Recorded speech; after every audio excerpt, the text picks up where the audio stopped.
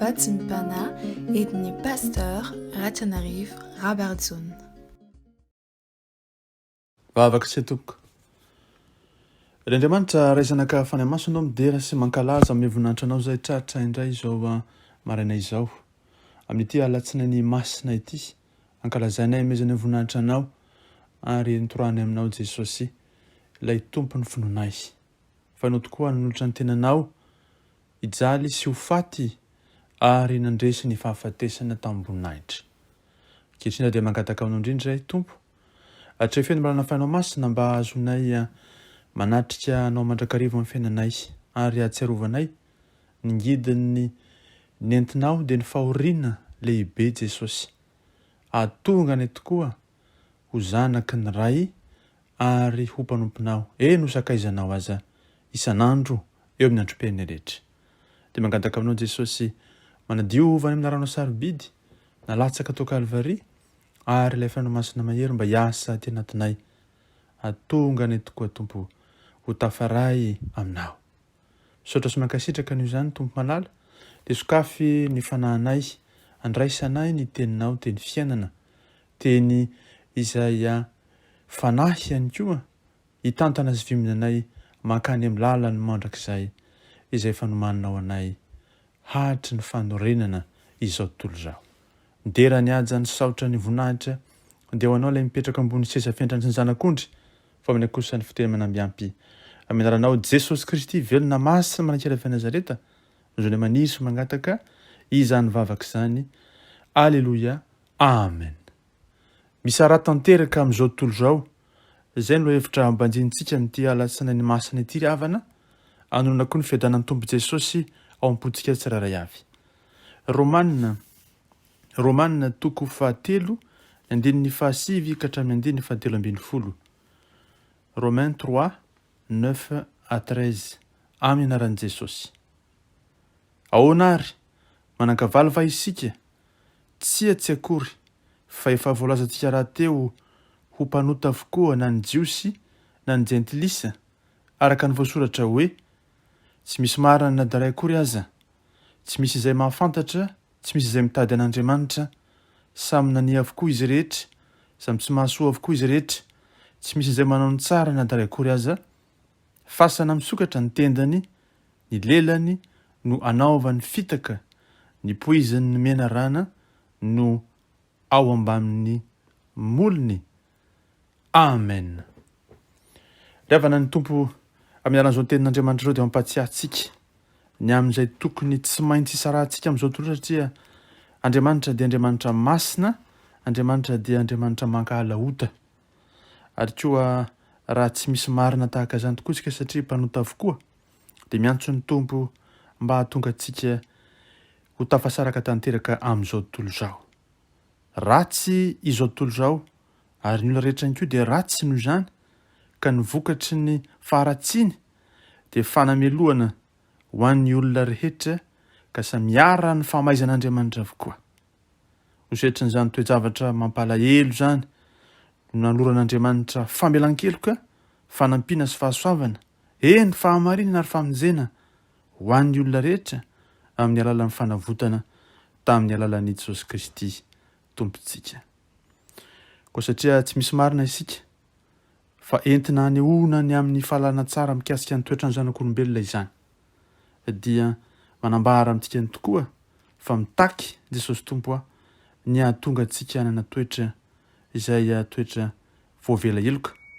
Ary raha tany alohantsika tany am-piandohana, mpanota, dia mora manota sady mora mirona ho amin'ny fanarahana fanao izao tontolo izao ny maha-olona, dia antsony Tompo kosa tsika ankehitriny mba hitoetra amin'ilay fahamasinana, amin'ilay fahamarinana, amin'ilay toetra izay tsy misy tomika anatrehan'ny Tompo Andriamanitra. Fa zao ny voalahatra mantsiny ao amin'ny Jaona voalohany toko 2, ny andininy 10 sy ny 20 manoho izany. Jaona voalohany toko 2, ny andininy 10 sy ny andininy 20.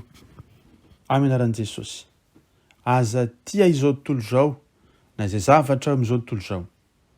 Raha misy olona tia an'izao tontolo izao dia tsy ao anatiny ny fitiavana ny ray. Fa ny zavatra rehetra eo amin'izao tontolo izao dia ny filàn'ny nofo sy ny filàn'ny maso ary ny rehaka momba izao fiainana izao dia tsy avy amin'ny ray fa avy amin'izao tontolo izao ihany. Na amin'izao tontolo izao ny olona na ao amin'Andriamanitra ray. Tsy misy eo ampovoany. Tsy maintsy manana safidy mazava isika tafasaraka tanteraka amin'izany zao tontolo izao zany raha hanana te hanana firaisana amin'Andriamanitra ray feno sy tanteraka. Fa io tokoa mantsy ny tompo araka izany, fampianarana amin'ny tompo antsika izany, te toetra isika sy mampirisika antsika izy mba hanana sokajy mazava handeha amin'izay lalana tiany tompo andehanantsika. Fa ny fandresena izay mampatanjaka ny kristianina tokoa mba hiatrehana ny ady manaraka rehetra dia mila ny fanatrehan'ny tompo sy mila ny herin'i Jesosy Kristy araka ireo fitaovam-piadiana ara-panazy omenantsika araka ny voalahatra ny soratra masina tokoa dia ao ny finoana, ao ny ten'Andriamanitra, ao ny fanahy masina, ao ny vavaka, ao ny fitoerana fahamarina sy ny rariny ary koa ny fahavonona panahy ho amin'ny fitoriana filazantsara ny fihavanana. Noho izany rehetra izany dia ampirisian'ny tompo isika hitoetra ao amin'ilay fitiavan'Andriamanitra. Eny manomboka eo amin'ilay fotoana ny fiovam-po amin'ny ady maro atao amin'ilay ratsy no azahoantsika matsiaro fa nomen'Andriamanitra fandresena isika. Satria ny fandresena eto mandresy dia ny fandresen'i Jesosy Kristy ilay nandresina dia ny fasana azy, nandresy ny fahafatesana ary nandresy zao tontolo izao araka ny teny tokoa hoe ety amin'izao tontolo izao no ataonareo fahoriana, matokify izaho efa nandresy zao tontolo izao. Ary izay indrindra mantsy no atao hoe traikefan'ny mpamaky ny epistiliny Jaona tahaka ny reto Jaona voalohany faharoa fahatelo reto izany fandresena izany. Ampirisihana tokoa antsika noho izany mba hifankatia, mba hankahala koa ireo zavatra avy amin'ny maizina satria mendrika fandrarana mihitsy ilay fampirisihana dia milaza hoe aza tia, aza mankamamy. Hoy ary ny dika teny hafa dia ariarin'ny mpanoratra dia Jaona zany ny zavatra anankiroa dia zao tontolo izao sy ny zavatra izay ao amin'izao tontolo izao. Ary dia inona moa izao tontolo izao resahana amin'izany? Ny rafim-piarahamonina tantanan'ny olona na tantanan'ny devoly zany izay mifanohitra amin'Andriamanitra. Ary misy fihetsika izay anankitelo ampangain'i Jaona mifanohitra amin'ny fanirian'Andriamanitra izay te hahita ny zanany mandeha amin'ny mazava sady mifankatia. Dia izao ireo fitsiriritana miaro heloka amin'ny voalohany, ny fitiava-kely tafahoatra faharoa ary ny avinavina no ireo fananana na no ireo atao ny fahatelo. Ary dia misy antony anankitelo ny koa zany lazain'i Jaona fa tokony hankalantsika ireny zavatra ireny. Ny voalohany dia izao, ny fitiavana an'izao tontolo izao sy ny fitiavan'Andriamanitra dia mifamono, mifanohitra izao tontolo izao sy ny ray. Koa tsy maintsy ny safidy izay ho tiavana ny olona. Tsy azo atao zany ny hoe mitia an'ireo anankireo miaraka fa tsy maintsy misy zany safidy zany. Manarakarak'izany eo amin'ny loharano izay anankiray mifanohitra amin'Andriamanitra ny zavatra amin'izao tontolo izao. Raha tsara nanaovan'Andriamanitra ny zavatra rehetra teny am-piandohana dia ny devoly kosa nanimba ny zavatra rehetra ary dia farany ny mahatsiaro fa mandalo izao fiainana izao sy ny filany. Eny tokoa mandalo izao rehetra izao sy ny filany fa isika kosa dia nantsoin'ny tompo mba hitoetra amin'ilay fahamasinana sy ny fahamarinana.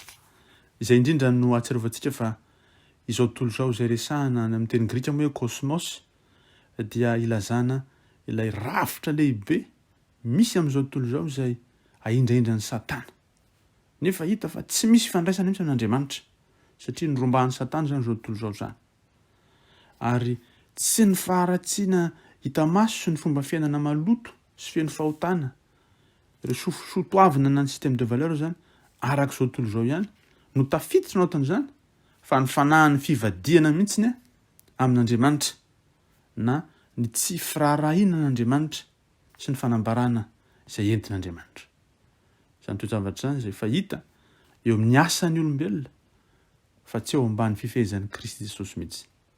Satana mantsy no ambadika izany rehetra zany dia mampiasa ny hevitra rehetra, ny moraly, ny filozofia, ny psikolojia, ny faniriana, ireo gouvernemanta, ny kolotsaina, ny rafi-pianarana, ny siansa, ny zavakanto, ny fitsaboana, ny muzika, ny rafitra ara-ekônomia, ny fialamboly, ny lamody, ny hainao manjery, eny ireo karazam-pivavahana sy ny fanatanjahantena, ny fiompiana, ny fambolena sy ny sisa. Izany hoe zavatra misy amin'izao tontolo zao rehetrarehetra. Dia gaga ianao hoe inona ary sy zany ny tsisy? Inona sy ny zavatra izay tsy asan'ny satana?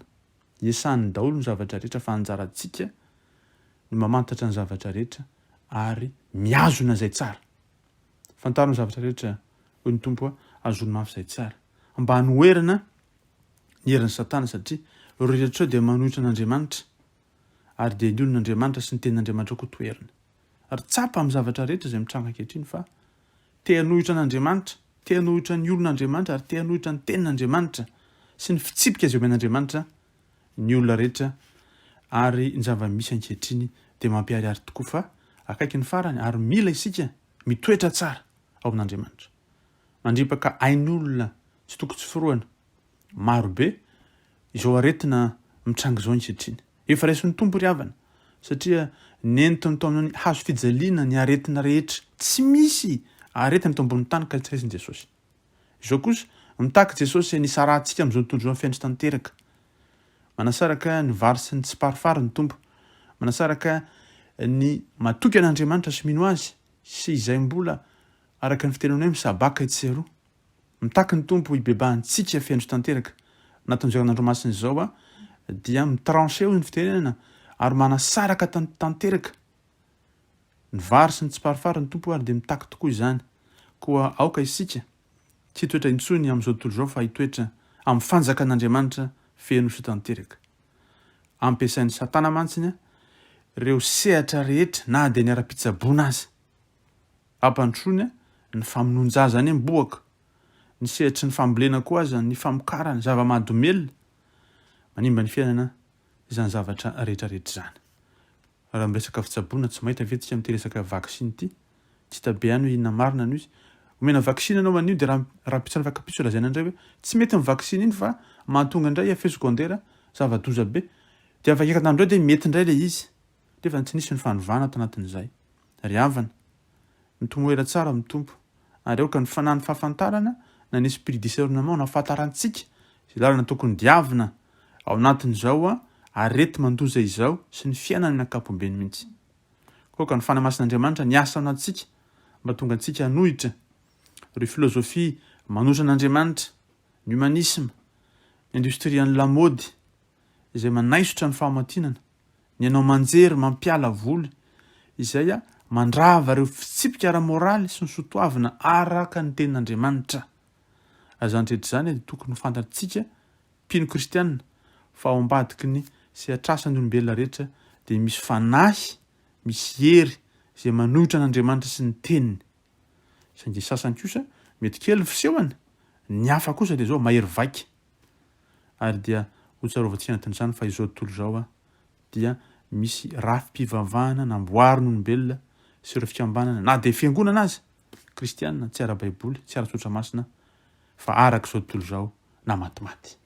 Mitomoera amin'ny tenin'ny tompo isika, fikiro ny teniny tsy miova izy, saingy izao kosa mitaky antsika izy, tsy hijanona intsony amin'ny matimaty sao alohan'ny vavan'Andriamanitra fa hitoetra kosa amin'ny mangotraka ka tonga antsika hanatanteraka ny asan'Andriamanitra rehetra ary faly ao amin'ny tompo indrindra hiara-ory aminy mandritra izao herinandro masina izao. Mahereza mahatanjaka, tsy miova Jesosy ho marina ireo mandrakizay fa isika kosa dia hisaraka tanteraka amin'izao tontolo izao.